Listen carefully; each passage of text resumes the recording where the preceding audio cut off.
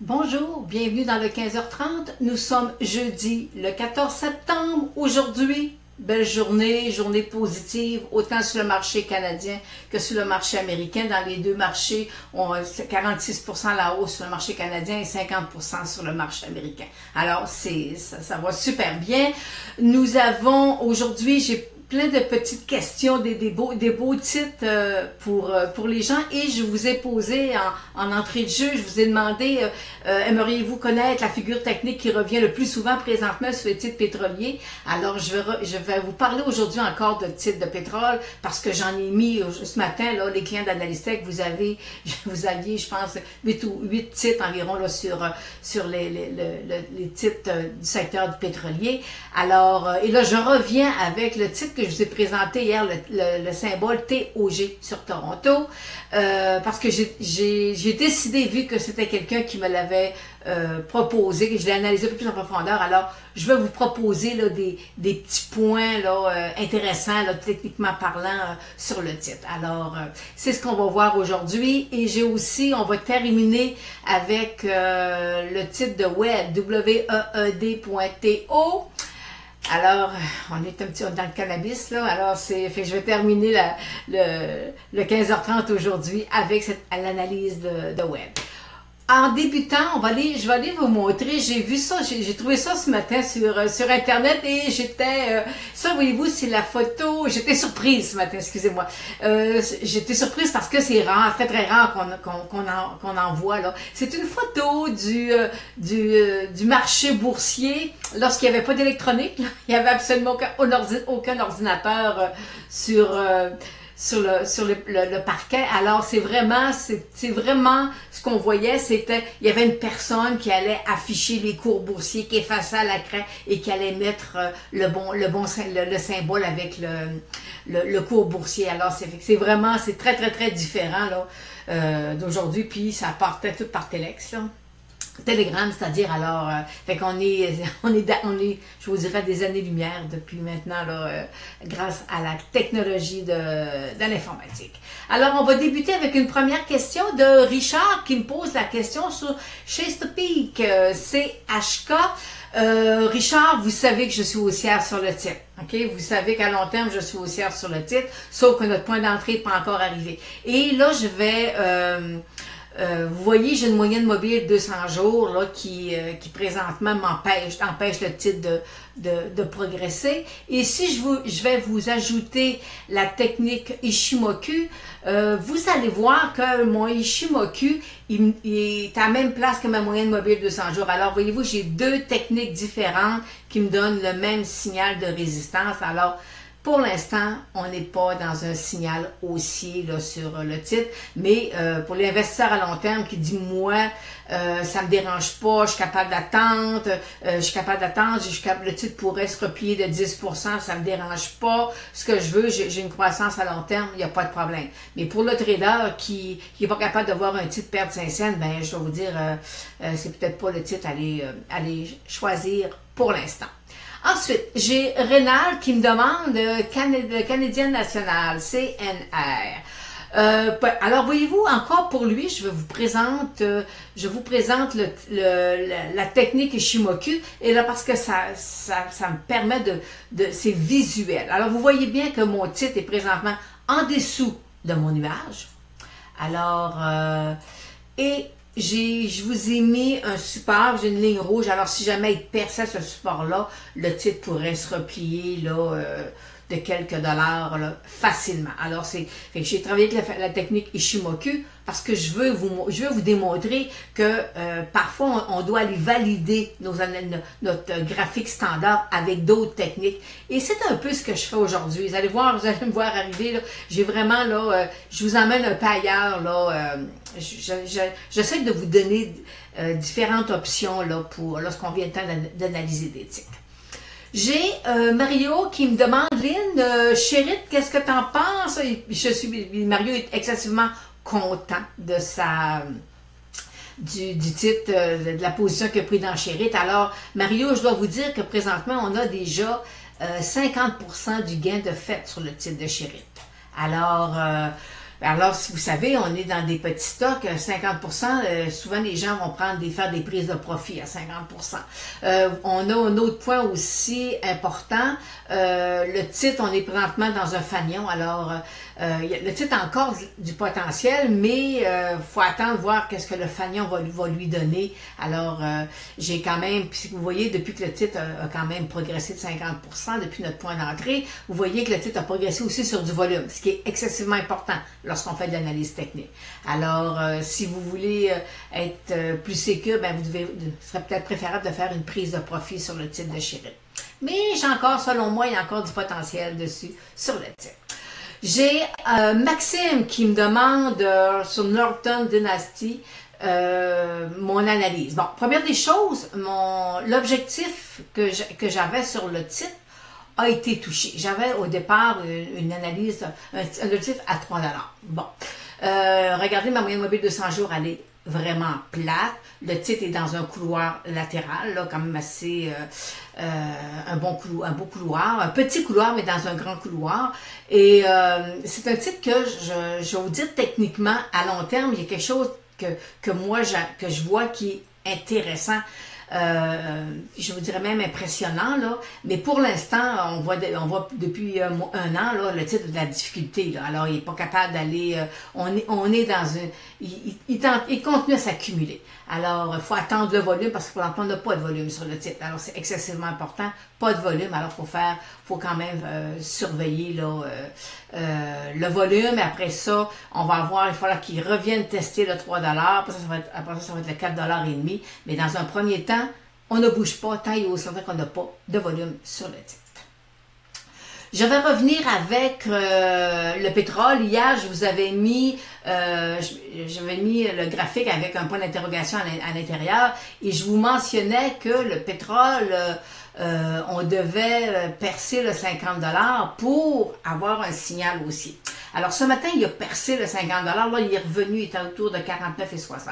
Bon, c'est normal. Et là, il faut vraiment, là, j'ai de la résistance. On va aller jusqu'à 55, j'ai de la résistance. Mais, par contre, les titres commencent à vouloir avoir du volume. Ça commence à bouger un peu plus là, dans le secteur pétrolier. Chose qu'on n'avait pas vu depuis des mois. Alors, fait que pour l'instant, moi, tant et aussi longtemps, là, je veux qu'il reste, mais vous savez, mon point critique, c'est 55 $. Quand il va percer le 55, on devrait avoir une belle jambe haussière là, pour un certain temps. Alors, je vous avais demandé tout à l'heure, aimeriez-vous découvrir quelle figure technique revient présentement de manière récurrente sur les titres pétroliers? Alors, si ça vous intéresse, alors allons voir. Alors, voici la figure qui revient présentement, c'est un W. C'est un W, c'est la figure qui revient. Et moi, depuis fin août, que j'analyse des titres pétroliers et je les vu arriver régulièrement. Et hier, lorsque je pense que c'est Samuel qui me posait la question, excusez-moi, j'ai oublié ça. Et lorsque j'ai analysé son titre, il me demandait qu'est-ce que j'en pensais. Alors, j'ai découvert qu'effectivement, oui, c'était une figure, il y avait un W sur le titre. Et allons voir, je vais vous mettre le titre, là, le symbole, j'ai omis de vous le mettre. Le symbole, c'est TOG sur Toronto. OK? C'est un titre secteur pétrolier. Alors, voyez-vous, on a vraiment un beau W.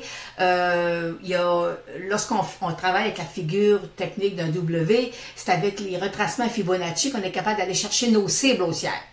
Et puis aussi, moi, je suis allée valider avec d'autres techniques, là. Alors, moi, hier, ça rentrait tout en ligne, mais j'avais pas le temps hier après-midi vous présenter l'analyse au complet. Alors, je vais aller vous montrer, regardez, je vous mets le graphique du W standard à la gauche, et là, à la droite, vous avez le W avec mon extension Fibonacci. Alors, lorsqu'on fait un calcul de Fibonacci, ben, il faut aller chercher, j'ai une jambe haussière et c'est à partir de ma jambe haussière que je vais aller la mettre dans le bas de mon W et que je vais aller chercher mon extension. Techniquement, là, on le calcule de cette façon-là. Bon, mais les gens qui suivent ma formation, vous avez une vidéo qui explique comment on fait pour calculer le W.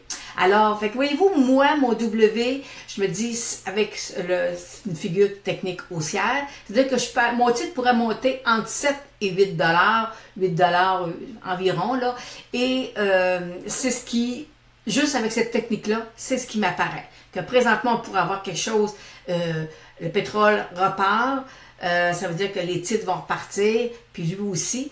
Le titre avait descendu beaucoup, pour une bonne et simple raison qu'il y avait des pertes, il n'y avait pas de bénéfices, là, c'était des pertes plus, mais depuis 3 trimestres, les bénéfices sont de retour. Alors, pour moi, c'est intéressant. J'ai commencé, je dis, OK, on va aller le voir, là.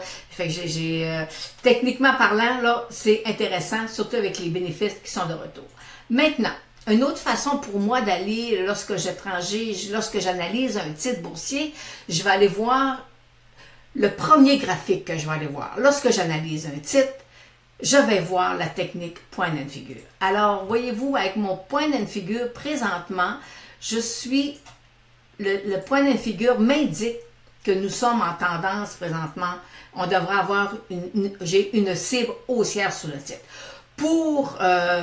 Vu que je suis sur Internet, là, je ne vous donnerai pas ma cible haussière de la technique point and figure. Vous avez déjà deux petites cibles intermédiaires, là, que je l'ai avec la figure technique du W, mais ici, je ne mentionnerai pas ma cible à la hausse. Sur le site d'analystech.com, les clients ont déjà l'analyse en main. Alors, après ça, voyez-vous, avec la technique point and figure, il m'est possible. Puis là, je vais me tasser et je vais aller vous mettre un autre graphique. Alors, voyez-vous, la technique point and figure, dans le carré, c'est le même graphique qui est superposé. Là, je vous dis, j'ai une façon de calculer qui est selon le petit carré qui est là, le petit carré vert. Alors, ça me permet, moi, lorsque je fais de l'analyse technique, ça me permet de dire, bon, présentement, je suis haussière sur le titre parce que j'ai la lettre W. Je vais voir ma technique point and figure. Ma technique point and figure me dit qu'à long terme, on devrait être haussière. Maintenant, est-ce que j'ai toujours avec la technique point and figure, est-ce que j'ai une façon de calculer la hausse différemment, OK, du premier carré vert avec le deuxième carré vert? Est-ce que j'ai possibilité d'avoir un autre calcul qui m'emmène à une autre cible? La réponse, c'est oui.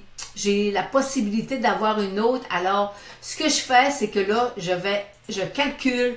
J'ai une autre façon de calculer avec la technique point and figure qui va m'emmener le titre à un niveau X. Ensuite, ben là, je peux continuer à décortiquer mon titre. Et là, je me dis, est-ce que je peux encore, moi, avec la technique point and figure, me donner un autre calcul qui peut m'emmener. Alors, voyez-vous, dans l'immense rectangle que vous avez à votre gauche, c'est le maximum là, à long terme où on peut aller chercher là, une croissance sur le titre. Et je viens valider cette croissance-là. Je viens l'ajouter. Et là, le dernier carré que je vous mets, ça c'est vraiment en plein centre. C'est vraiment à long terme le titre, le potentiel haussier du titre. Alors, pour moi, je me dis, c'est un titre qui demandait une analyse un peu plus complète. Alors, c'est pour ça que je vous le représente aujourd'hui.